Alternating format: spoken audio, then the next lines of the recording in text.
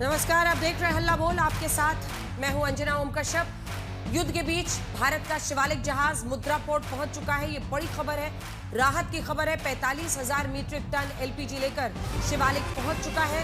कल नंदा देवी जहाज भी एलपीजी की सप्लाई लेकर पहुंच रहा है।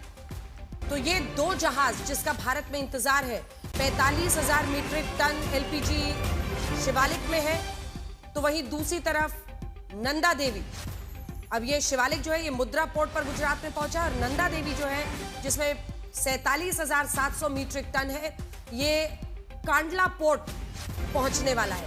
तो भारत के लिए इस युद्ध में अच्छी खबर यही है कि एक एक करके हमारे जहाज पहुंच रहे हैं। हालांकि ये मंत्रालय की ही तरफ से बताया गया है कि अभी भी भारत के झंडे वाले कई जहाज हैं जो पर्शियन गल्फ में अटके हुए हैं और अभी वो स्ट्रेट ऑफ हॉर्मुज से नहीं निकले हैं। लेकिन इन दो जहाजों का आना राहत की बात और अच्छी खबर इस युद्ध में। शायद बीते कई दिनों से जिस तरह की खबरें आ रही थी, पहली बार एक अच्छी खबर बताने को मिल रही है। और ईरान के खिलाफ इस युद्ध में प्रलय की स्थिति तो है, लेकिन राष्ट्रपति ट्रंप भी फंसे हुए। इन तमाम मुद्दों पर चर्चा करेंगे बाद में, लेकिन ये सीधी तस्वीरें आप इस वक्त देख रहे हैं। देखिए, मुद्रा पोर्ट पर शिवालिक पहुंच चुका है। 45,000 मीट्रिक टन उसमें सवार है। हमारे साथ हमारे सहयोगी इसी खबर पर जुड़ रहे हैं। ब्रजेश जोशी हमारे सहयोगी जुड़ गए हैं और हम आपको दिखाएंगे। ब्रजेश ने इस पूरे शिप के साथ भी, जो वहां पर पहुंचा है जहाज, उसके साथ भी दिखाया है। आइए पहले ब्रजेश दिखा देते हैं, उसके बाद से मैं आपके पास सीधा पहुंचूंगी। ईरान इजराइल वॉर के बीच स्ट्रेट ऑफ हॉर्मुज से जो है भारत का पहला जहाज जो बाहर निकला था सुरक्षित तौर पे, जिसको बाहर निकल गया, वो जहाज शिवालिक मुंद्रा पोर्ट पे जो है वो पहुंच चुका है। मुंद्रा पोर्ट पे जो है इस जहाज को टगबोट के द्वारा लाया गया। जो जहाज यहाँ पे बोर्ड होगा, उसके बाद यहाँ पर जो 44,000 मैट्रिक टन एलपीजी इस जहाज में है, उसमें से 20,000 मैट्रिक टन एलपीजी यहाँ पे जो है वो खाली किया जाएगा और बाकी 24,000 मैट्रिक टन एलपीजी जो है वो मंगलुरु ले जाया जाएगा, ताकि दक्षिण भारत में जो एलपीजी की किल्लत है वो ना हो। और इसीलिए दो पार्ट में जो है इस एलपीजी को बांटा गया है। 20,000 मैट्रिक टन एलपीजी यहाँ पे मुंद्रा में खाली होगा और बाकी 24,000 मैट्रिक टन एलपीजी मंगलुरु ले जाया जाएगा, जहां से दक्षिण भारत के राज्यों में जो है वो गैस की किल्लत ना हो, उसका ध्यान रखा जाएगा। तो एक बड़ी जो इंतजार था, एक बड़ा इंतजार, उसके बाद ये शिप अब मुंद्रा बंदरगाह पे पहुंचा है और मुंद्रा बंदरगाह पे इसको खाली किया जाएगा। 20,000 मैट्रिक टन एलपीजी जो है वो यहाँ से खाली होगा। इसको एक बड़ी जो इंतजार इसका इसीलिए था क्योंकि स्ट्रेट ऑफ हॉर्मुज में भारत के जितने भी जहाज थे सब रोक दिए गए थे, पर दो जहाज को अनुमति मिली थी। उसमें से पहला शिवालिक जो है सुरक्षित तौर पे मुंद्रा पोर्ट पहुंच चुका है और उसके बाद दूसरा जहाज नंदा देवी जो है वो वाड़ीनार जाना है पोर्ट पर। वहां पे उसको भी जब ऑफशोर किया जाएगा तब उसमें भी दो पार्ट में जो है वो एलपीजी निकालकर फिर उसको भी जो है वो खाली किया जाएगा। तो ठीक उसी तरह पे यहाँ पे भी आईओसीएल ने इसको दो पार्ट में खाली करने का फैसला किया है। एक जो 20,000 मैट्रिक टन है वो एलपीजी मुंद्रा पोर्ट पे खाली होगा और बाकी का मंगलुरु ले जाया जाएगा। मुंद्रा पोर्ट से कैमरा निवास के साथ ब्रजेश जोशी, आज तक। और ये राहत की खबर है। इस वक्त ब्रजेश हमारे साथ लाइव भी जुड़ गए हैं। ब्रजेश, अभी नंदा देवी का भी इंतजार है, अगला जहाज, लेकिन इसी के साथ एक उम्मीद ये जग रही है कि इन दो जहाजों को इजाजत मिली है तो जो बाकी जहाज फंसे हैं वो भी आएगा। एक बार बता दीजिए पूरी खबर हमारे दर्शकों को जल्दी से। और इसी के साथ चूंकि अभी हमारे पास है, आने वाले कुछ दिनों के लिए एलपीजी है, लेकिन 45,000 मीट्रिक टन इसमें आया है, 47,000 से थोड़ा ज्यादा नंदा देवी में आने वाला है एलपीजी। बिल्कुल, देखिए अंजना, अभी मैं जहाँ पे हूँ मुंद्रा पोर्ट है और यहाँ पे कुछ देर पहले ये जहाज आया और अब इसको ऑफलोड करने की प्रक्रिया शुरू हो चुकी है। जिस तरह मैंने बताया कि 20,000 मैट्रिक टन एलपीजी जो है वो यहाँ से ये सारी पाइप जो है उसी पाइप से मुंद्रा पोर्ट पे ये खाली किया जाएगा और उसके बाद आईओसीएल का जो बॉटलिंग प्लांट है वहां पे उसको ले जाएगा, जहाँ पे इससे जो घरेलू एलपीजी है वो पहले फुलफिल किए जाएंगे, क्योंकि सरकार ने प्राथमिकता दी है कि घरेलू एलपीजी की कोई दिक्कत ना हो। कमर्शियल एलपीजी पे भले रोक रहे, कमर्शियल एलपीजी का सप्लाई अभी के लिए रोक दिया गया है। घरेलू एलपीजी में किसी भी ग्राहक को दिक्कत ना हो, ये प्राथमिकता सरकार की रही है। तो इसीलिए यहां से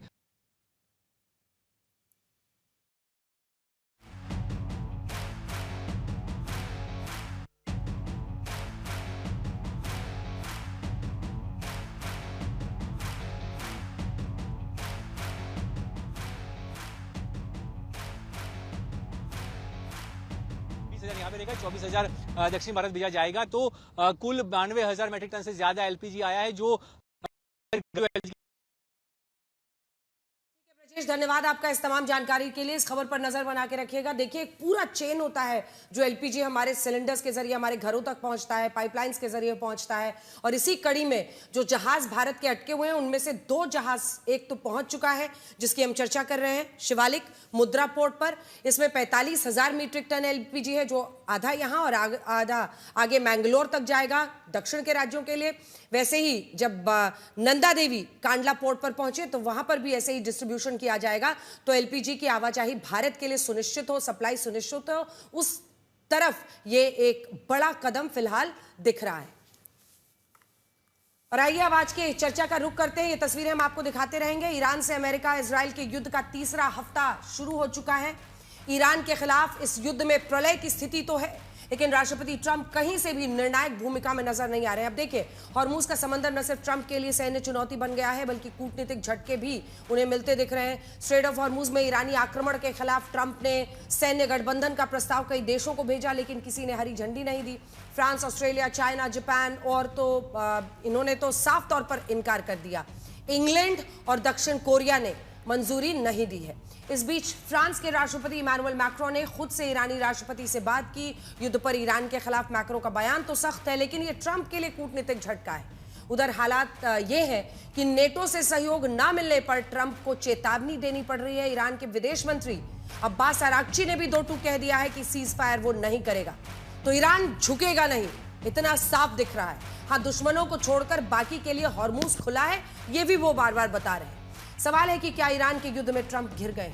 हॉर्मूज का समंदर, ट्रंप फंसे भयंकर, यही है हल्ला बोल का विषय। पहले ये रिपोर्ट देखिए। जब स्ट्रेट ऑफ हॉर्मूज पर मानो बारूद बिछा हो, तब तूफान से मानो भारत कश्ती निकाल पा रहा है। 45,000 मीट्रिक टन एलपीजी लिए भारत के शिवालिक को गुजरात के मुंद्रा पोर्ट तक आने का रास्ता मिल सका। शिवालिक के बाद एलपीजी की सप्लाई के साथ भारत का नंदा देवी जहाज भी जल्द गुजरात के कांडला पोर्ट पहुंचने वाला है। इस बीच भारत का तेल टैंकर जगलाड की यूएई से कच्चा तेल भरकर वॉर जोन से सुरक्षित निकल चुका है। इस तेल टैंकर को भारतीय नौसेना ओमान की खाड़ी में सुरक्षा कवच प्रदान कर रही है।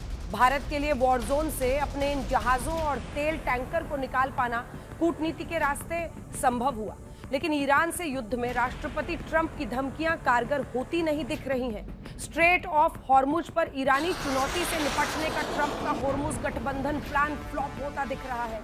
ट्रंप ने चीन, फ्रांस, जापान, दक्षिण कोरिया, ऑस्ट्रेलिया और यूके जैसे देशों को स्ट्रेट ऑफ हॉर्मुज की रक्षा के लिए नौसेना की तैनाती करने को कहा था, लेकिन ट्रंप के इस नौसेना गठबंधन प्लान पर फ्रांस का साफ इनकार है।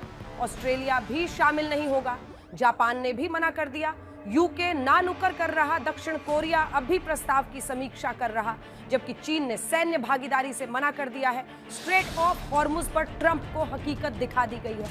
तो अब फाइनेंशियल टाइम्स से इंटरव्यू में ट्रंप ने नाटो को चेतावनी देकर कहा कि अगर स्ट्रेट ऑफ हॉर्मुज को खुलवाने में मदद नहीं मिलती तो भविष्य खराब होगा।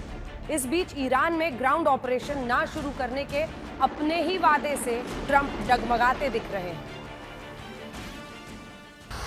जाहिर तौर पर ट्रंप के लिए ईरान का युद्ध अब एक चुनौती बन गया है।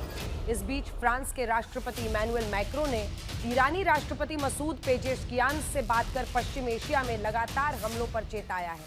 मैक्रों ने एक्स पोस्ट में लिखा है कि जिस तरह से अनियंत्रित तनाव और संघर्ष बढ़ रहा है, वह पूरे क्षेत्र को अराजकता की ओर ले जा रहा है, जिसके गंभीर परिणाम आज भी सामने हैं और आने वाले वर्षों तक बने रहेंगे। स्ट्रेट ऑफ हॉर्मुज में जहाजों की आवाजाही जल्द से जल्द सुनिश्चित की जानी चाहिए।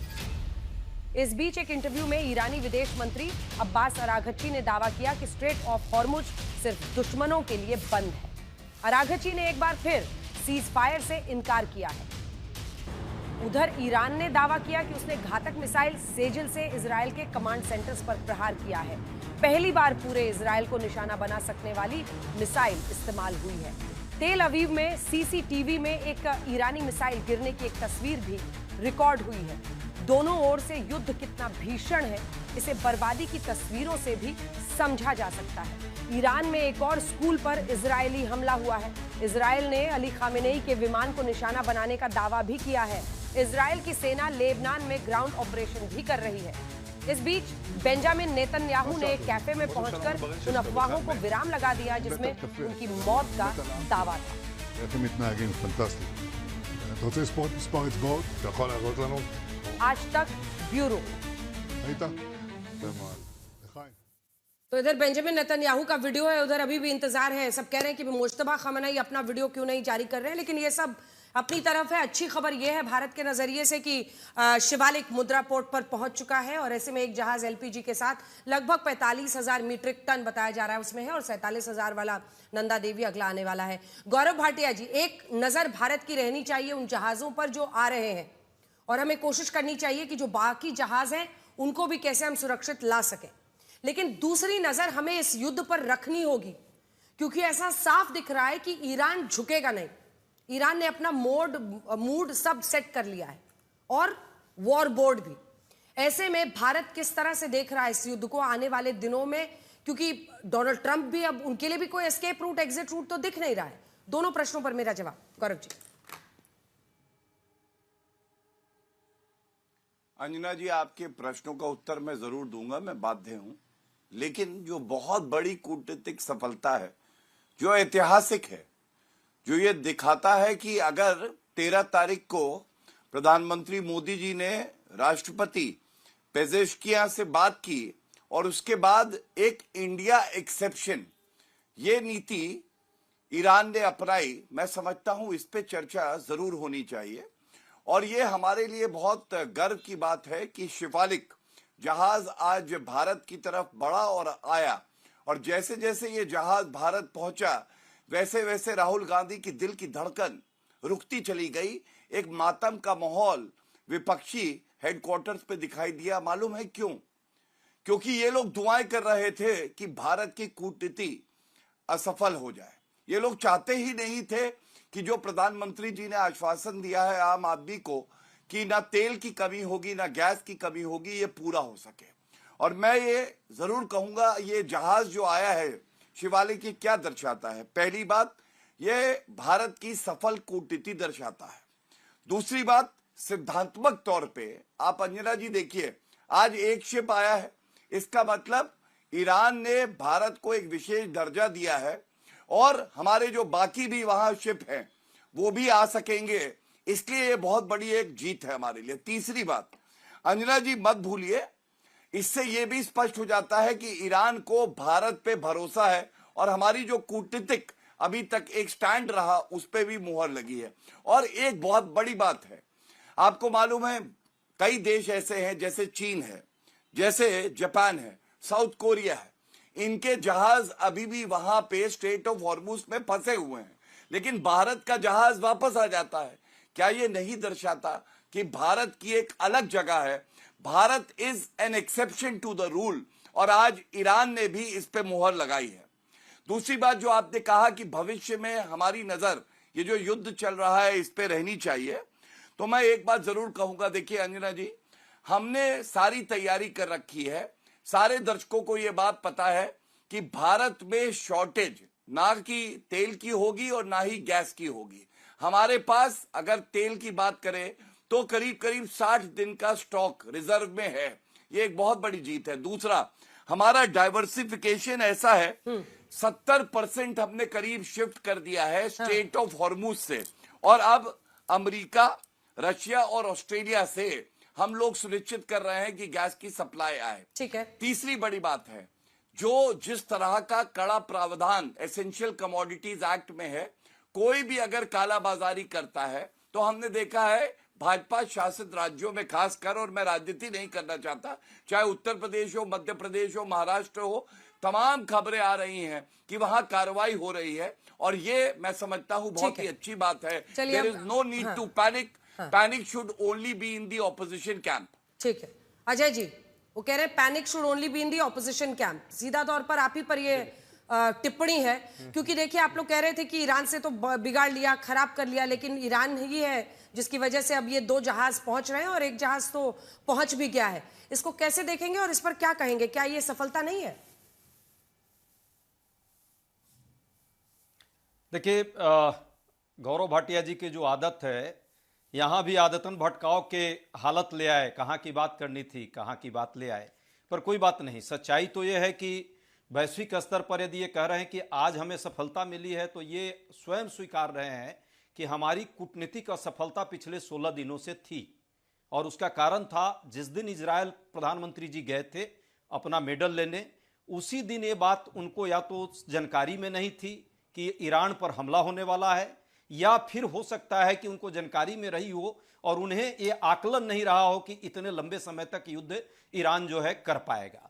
अब बात को समझे हैं, बार बार हम यही कहते हैं कि जो गट्टर से गैस निकालने वाली तकनीक यहाँ के अंधभक्तों के लिए वो छोड़ दें, पर वैश्विक राजनीति में जब बात आए तो कूटनीति का सही इस्तेमाल, जो निरंतरता के साथ वर्षों तक विदेश नीति चलाया गया है, उसी का ख्याल रखें। विपक्ष शुरू से यही बात करता रहा कि आप एक पक्षीय मत बनिए, किसी के पीछे जाकर मत खड़ा हो जाइए, किसी के लिए सरेंडर मत हो जाइए। आप, भारत एक बड़ा देश है और भारत के जो कूटनीति रही है वर्षों से इसी निरंतरता से चली। ईरान भी हमारा दोस्त रहा है, ईरान के साथ भी आप खड़ा होइए। जब हमला हुआ था, यदि उसी 1-2 दिन के अंदर प्रधानमंत्री जी और भाजपा की सरकार जो है यदि ईरान पर हमले की निंदा कर दी होती और साथ में यदि ईरान ने हमला किया तो उसकी भी निंदा हो जाती, तो कम से कम यह लगता ईरान को भी कि भाई कूटनीतिक तौर पे भारत किसी पक्ष में नहीं खड़ा है। उसी का नतीजा हुआ कि अभी भी जो है हमारे बहुत सारे तेल टैंकर जो है वहां पड़े रहे।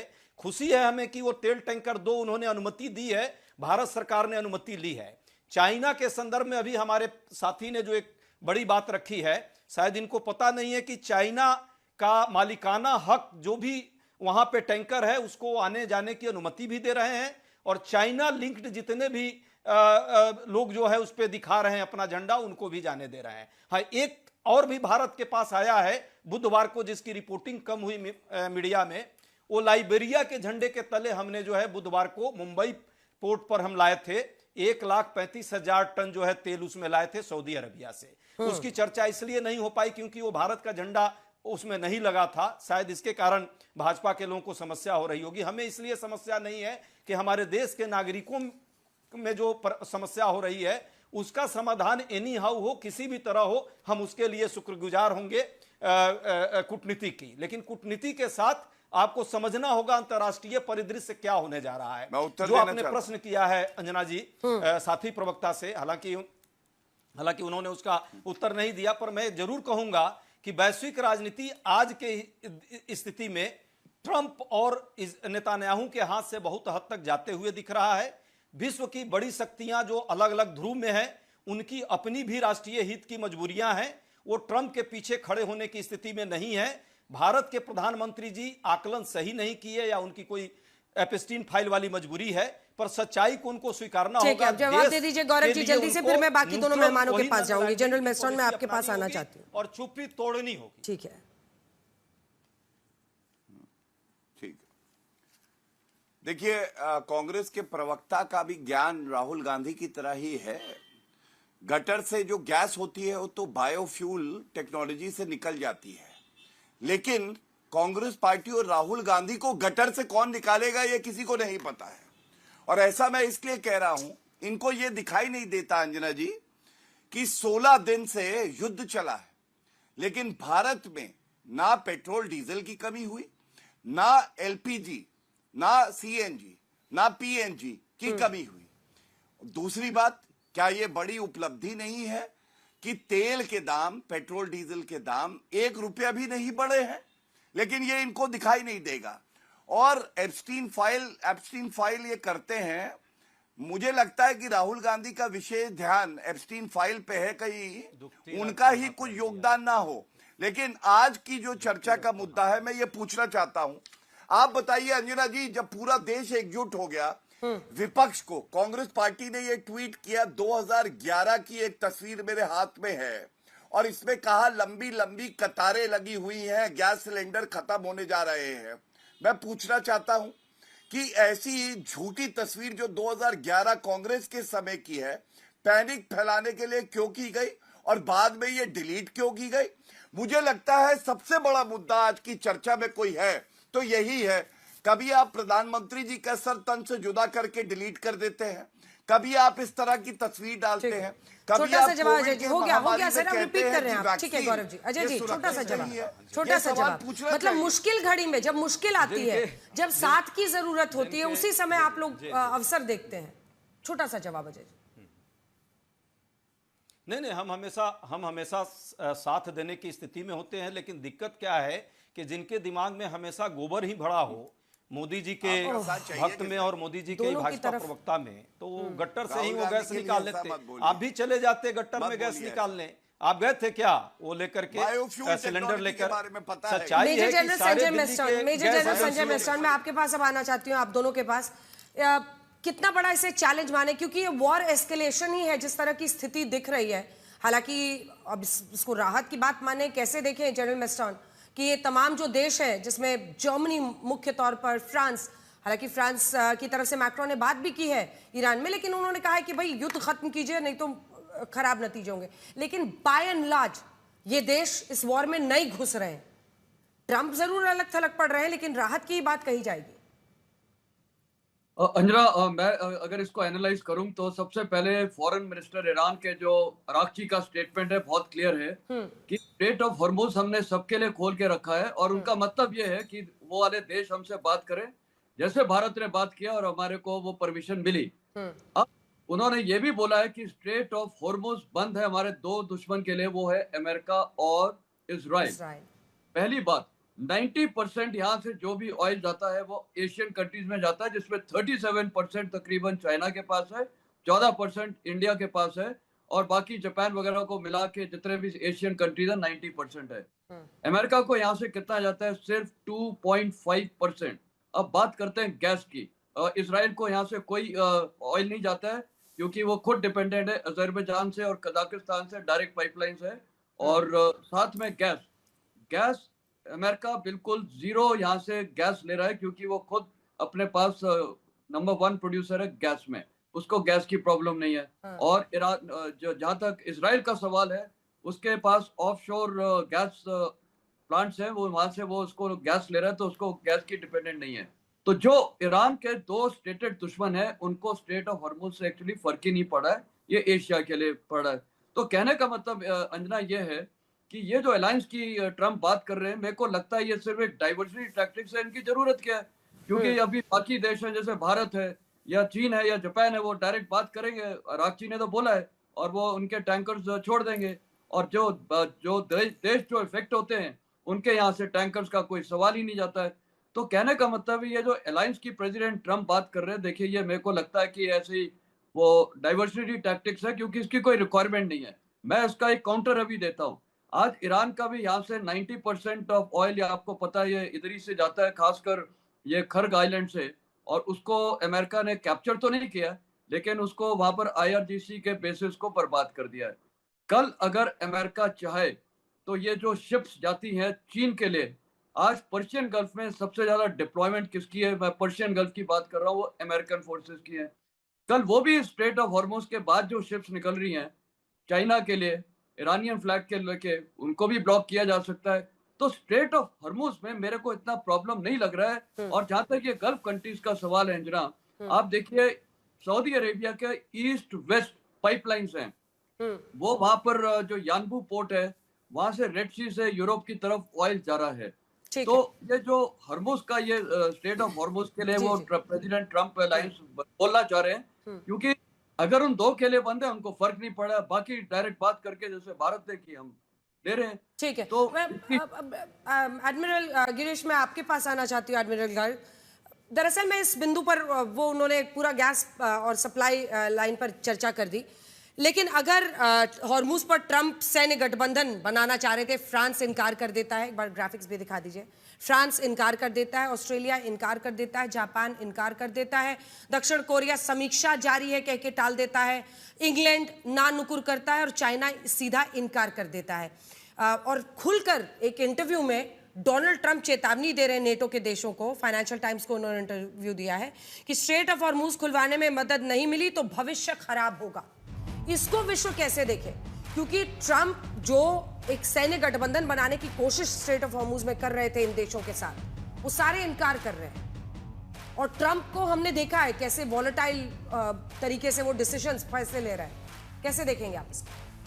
हाँ, अंजना, ऐसा है कि ये जो नेटो नेशंस जो ये ट्रम्प साहब की बात नहीं मान रहे हैं कि हम अपने वॉरशिप्स भेजें, एस्कॉर्ट कर दें, उसके पीछे बहुत बड़ा कारण है। कारण ये है कि आपने अभी विजुअल में भी दिखाया कि जो सबसे कम विड्थ है स्ट्रेट ऑफ हॉर्मुज की, वो सिर्फ 33 किलोमीटर है।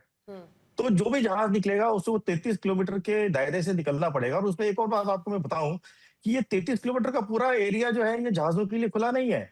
सिर्फ एक ट्रैफिक सेपरेशन स्कीम बोली जाती है, टीएसएस बोलते हैं, जो हाईवे टाइप है, जिसमें एक ऊपर जाने के लिए, अंदर जाने के लिए लेन है और एक बाहर आने के लिए लेन है। ये सिर्फ 2 नॉटिकल माइल नीचे है। 3 किलोमीटर है वो। या 2 नॉटिकल माइल का एक लेन है और 2 नॉटिकल लाइन का लेन नीचे आने के लिए 3.7 किलोमीटर का ही लेन है। जहाजों को सिर्फ उसी 3.7 किलोमीटर की लेन में ऊपर जाना है और दूसरी 3.7 जहां वो किलोमीटर की आसानी लेन से से टारगेट बन सकते हैं, आसानी से टारगेट बन सकते हैं। बड़ा खतरा है। अब आप जो जहाज वॉरशिप उसको बचाने जाएगा, वो बेचारे मर्चेंट शिप को क्या बचाएगा? उसकी अपनी खुद की जान खतरे में है। अगर ईरान 4 मिसाइल डालता है, 2 वॉरशिप की तरफ डालता है और 2 मर्चेंट शिप की तरफ डालता है, तो स्वाभाविक है वॉरशिप पहले अपनी जान बचाएगा, तो मर्चेंट शिप को क्या बचाएगा? तो ये जो सिनेरियो उधर है वो वॉरशिप के ऑपरेशन के लिए बिल्कुल भी कंड्यूसिव नहीं है। और फालतू में वॉरशिप डाल के आप मर्चेंट शिप को तो बचाएंगे नहीं, और फालतू में आपका जहाज जो वॉरशिप है वो भी डूब जाएगा।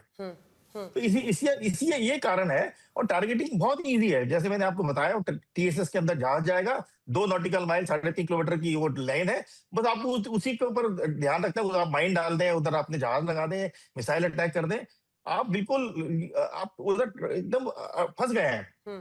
तो मेरे हिसाब से युद्ध के नजरिए से देखें, वही सवाल जो मैंने जनरल वेस्टर्न से, युद्ध के नजरिए से देखें तो नेटो देशों का दूर रहना, विश्व के नजरिए से अगर देखें तो अच्छा ही है, वरना अगर नेटो देश भी कूद गए ये और भीषण हो जाएगा।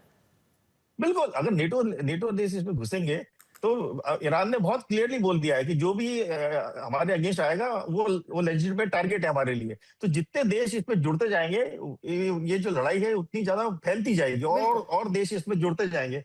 तो मेरे हिसाब से ये बहुत वाइज डिसीजन नहीं होगा अगर नेटो इसमें कूदने की कोशिश करता है। ठीक है, अब वापस गौरव भाटिया के पास चलते हैं। और गौरव जी, आपसे मेरा प्रश्न यही है कि पूरे विश्व में जो अब ये युद्ध का सिनेरियो बन रहा है उसको भारत सरकार कैसे देख रही है? क्योंकि विस्तार और एस्केलेशन तो लगातार हो रहा है। ईरान का जो रुख है उससे इतना तो तय है कि वो पीछे झुकने को तैयार नहीं होंगे।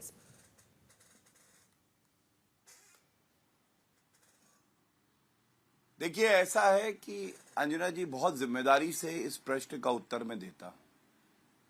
कांग्रेस के प्रवक्ता के लिए गैर जिम्मेदाराना बयान देना, सोनिया गांधी के लिए चिट्ठी लिखना, अखिलेश यादव के लिए बयान देना, ये देश आगे चल रहा है, ये देश पीछे चल रहा है, इसको नुकसान हुआ है, इसको फायदा हुआ है, ये सब वो कर सकते हैं।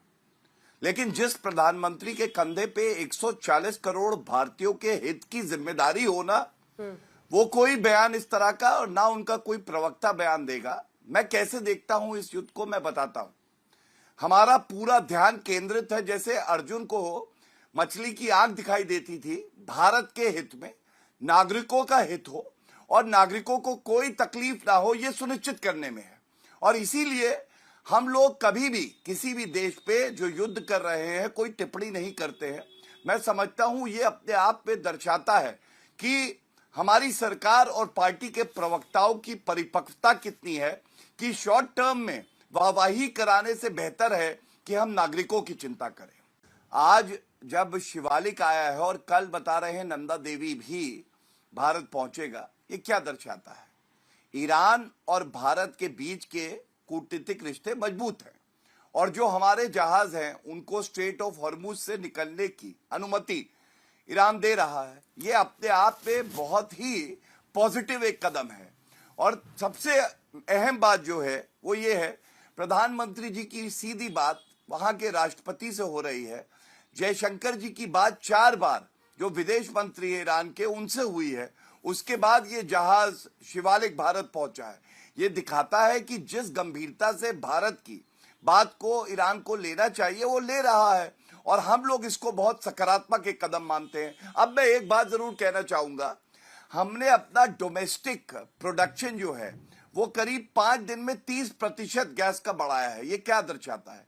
ये दर्शाता है कि भारत डाइवर्सिफिकेशन भी कर रहा है और साथ साथ जो उत्पादन घरेलू है उसको भी बढ़ा रहा है। लेकिन एक सवाल और पूछूंगा, और अंजना जी इस उम्मीद से कि आप कांग्रेस पार्टी से ये जरूर पूछेंगे कि ये 2011 की तस्वीर लगा के अफवाहें क्यों फैला रहे थे। और दूसरा, समाजवादी पार्टी के लीडर अब्दुल रेहान ये हापुड़ में 55 गैस सिलेंडर जमाखोरी करके काला बाजारी कर रहे थे, इनके ऊपर केस लगा है। क्या विपक्ष का काम यह है कि जब देश को सजग होना चाहिए और हर पार्टी को मजबूती से देखना चाहिए, आम आदमी को कष्ट ना हो, तब काला बाजारी कांग्रेस और समाजवादी पार्टी अफवाह फैला के और काला बाजारी करके कर रही हैं? क्या ये चिंता की बात नहीं है? चलिए छोटा सा जवाब इस पर, एकदम डायरेक्ट सवाल है उनका, डायरेक्ट जवाब। आप कह रहे थे कि वहां पर मेडल लेने जा रहे थे, लेकिन मेडल लेने गए वहां पर युद्ध के एन पहले, उसके बावजूद ईरान हमारे जहाजों को आने दे रहा है। अजय जी।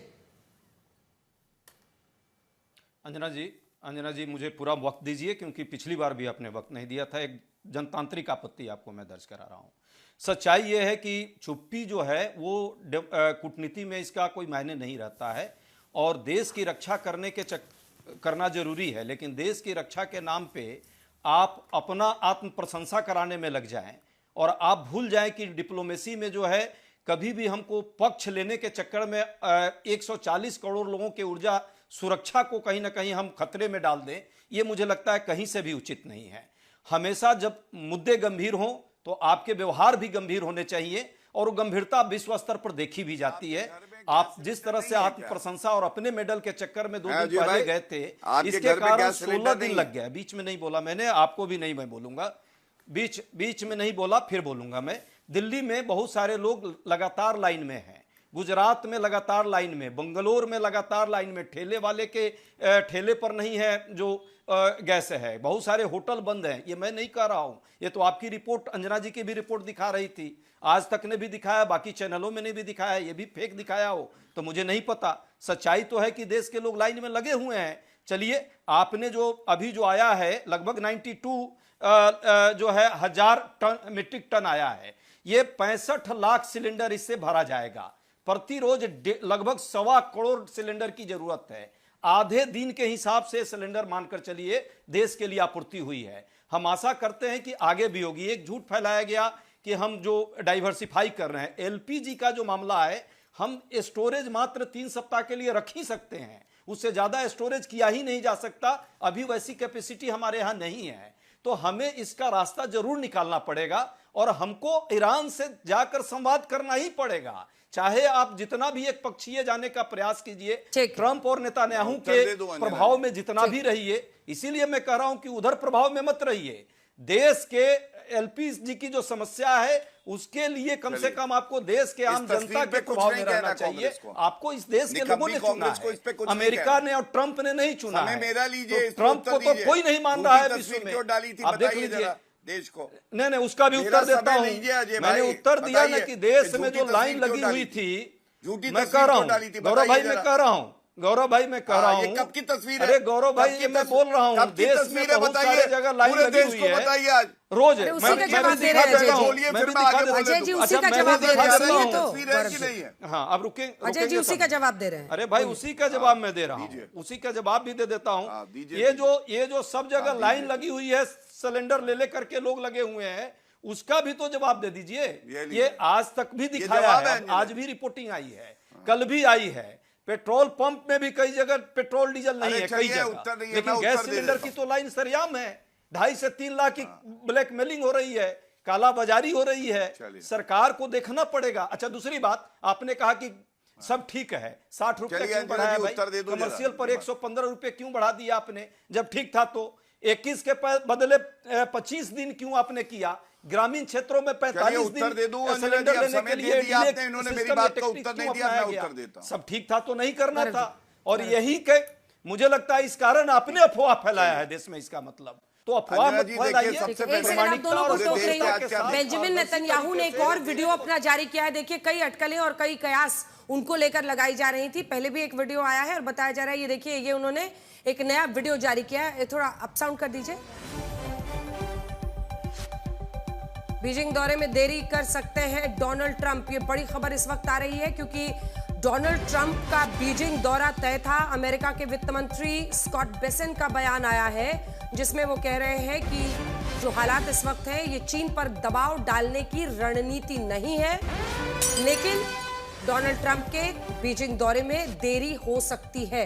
तो दोनों बातें कही गई हैं। एक तो चाइना पर कोई दबाव डालने की ये नीति नहीं है, लेकिन बीजिंग दौरे में देरी कर सकते हैं डोनाल्ड ट्रंप। अमेरिका के वित्त मंत्री स्कॉट बेसेंट का बयान है। देखिए, हाल ही में जो हम आपको शुरुआत से खबर बता रहे हैं कि हॉर्मुज पर ट्रंप का एक सैन्य गठबंधन वो चाह रहे थे, उसमें वो फ्रांस, ऑस्ट्रेलिया, जर्मनी, चाइना को भी उन्होंने आमंत्रित किया था।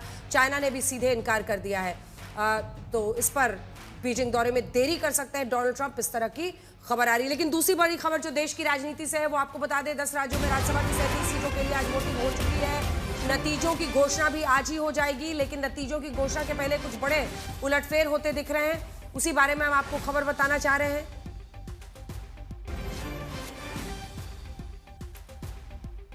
कांग्रेस के 3, आरजेडी का 1 एमएलए ने वोट नहीं किया है।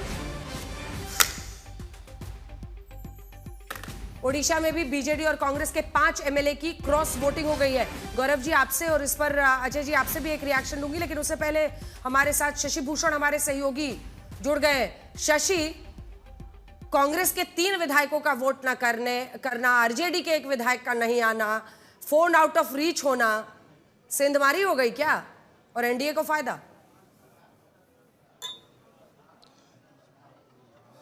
देखिए, जब महागठबंधन के 4 विधायकों ने एब्सेंट किया था अंजना, तो ये ऐसा लग रहा था कि सेंधमारी हो गई और इसका फायदा एनडीए को मिल जाएगा। लेकिन बड़ा दिलचस्प हुआ है राज्यसभा चुनाव बिहार में। और अभी का जो सबसे महत्वपूर्ण अपडेट है जो हम साझा करना चाहते हैं दर्शकों के साथ, बिहार में जो 5 सीटों के लिए चुनाव हुए हैं, वोटिंग हुई है, अभी काउंटिंग चल रही है। तो पहली वरीयता, मतलब 2 वरीयता, अलग अलग वरीयता पर यहाँ काउंटिंग होती है। तो पहली वरीयता के जो नतीजे आए हैं, मतलब जो लीडिंग्स हैं, वो हम नतीजे तो नहीं कह सकते, लीडिंग्स हैं, उसमें नीतीश कुमार जो मुख्यमंत्री हैं उनको 44 वोट मिले हैं पहली वरीयता के। नितिन नवीन जो बीजेपी के राष्ट्रीय अध्यक्ष हैं उनको 44 वोट मिले हैं। उपेंद्र कुशवाहा जो आरएलएम के अध्यक्ष हैं उनको 42 वोट मिले हैं। और रामनाथ ठाकुर जो जेडीयू के दूसरे उम्मीदवार हैं उनको भी 42 वोट मिले हैं। मतलब इन उम्मीदवारों को जितने वोट की दरकार थी पहली प्रायोरिटी की, उससे ज्यादा संख्या के वोट मिले। अगर 243 के नंबर फिगर पे देखें तो 41 वोटों की जरूरत थी, लेकिन नीतीश कुमार को 3 ज्यादा विधायकों ने वोट किया फर्स्ट प्रायोरिटी का। यही नितिन नवीन के लिए हुआ और यही चीजें लगभग 1-1 वोट ज्यादा आरएलएम और रामनाथ ठाकुर के लिए हुआ। और नतीजा क्या हुआ, देखिए पेच कहां फंसा है। शिवेश राम जो 5वें उम्मीदवार बीजेपी के थे, जिनके लिए पूरी एक्सरसाइज की गई, वोटिंग की प्रैक्टिस और बाकी चीजें, शिवेश राम को पहली वरीयता के केवल 30 वोट मिले हैं। और यहां एडी सिंह जो आरजेडी के उम्मीदवार हैं उनको 37 वोट मिले हैं फर्स्ट प्रायोरिटी के। और यही वजह है कि शिवेश राम और एडी सिंह के बीच इस वक्त जो लड़ाई है वो पहली वरीयता से निकल करके दूसरी वरीयता की वोटों की काउंटिंग तक पहुंची है। और वहां पर अगर नंबर बहुत टाइट होते हैं अंजना, तो कुछ भी नतीजा हो सकता है। थोड़ा इंतजार करना होगा क्योंकि बहुत दिलचस्प खेल हुआ है। 4 विधायकों ने जो, अब देखिए तेजस्वी यादव पहुंच गए हैं, पहले उम्मीद नहीं थी। बताइए ये 4-4-1 भी हो सकता है मामला, ये कह रहे हैं आप? हाँ बिल्कुल, मैं ये बता रहा, बिल्कुल हो सकता है। देखिए, मैं यही बता रहा था कि जितने वोटों की जरूरत है मतलब जीत के लिए थी 41 या 41 से ज्यादा, तो आपने क्या किया, मतलब एनडीए के विधायकों ने क्या किया कि नीतीश कुमार जो मुख्यमंत्री हैं बिहार के, उनको 44 विधायकों ने वोट कर दिया। जबकि 3 दिन से ट्रेनिंग हो रही थी कि आपको पहली प्रायोरिटी के 41 विधायक वो कौन होंगे जो नीतीश कुमार को वोट करेंगे। समझिए इस चीज को, नितिन नवीन को कौन से 41 विधायक वोट करेंगे पहली प्रायोरिटी के, इसकी ट्रेनिंग हो रही थी। लेकिन नतीजा देखिए, 44-44 नीतीश कुमार नितिन नवीन को और 42-42 रामनाथ ठाकुर और उपेंद्र कुशवाहा को। नतीजा क्या हुआ, जो 4-3-3 और 2-1-1, मतलब 3-3 का मतलब ये हुआ 6 और 2 8 वोट। इतने ज्यादा वोट होने के बावजूद आपने शिवेश राम का फर्स्ट प्रायोरिटी वोट कम कर दिया। बहुत दिलचस्प खबर नजर हमारी रहेगी। आज ही नतीजे आ सकते हैं, अपने दर्शकों को जरूर बताएंगे। लेकिन हल्ला बोल में इतना ही।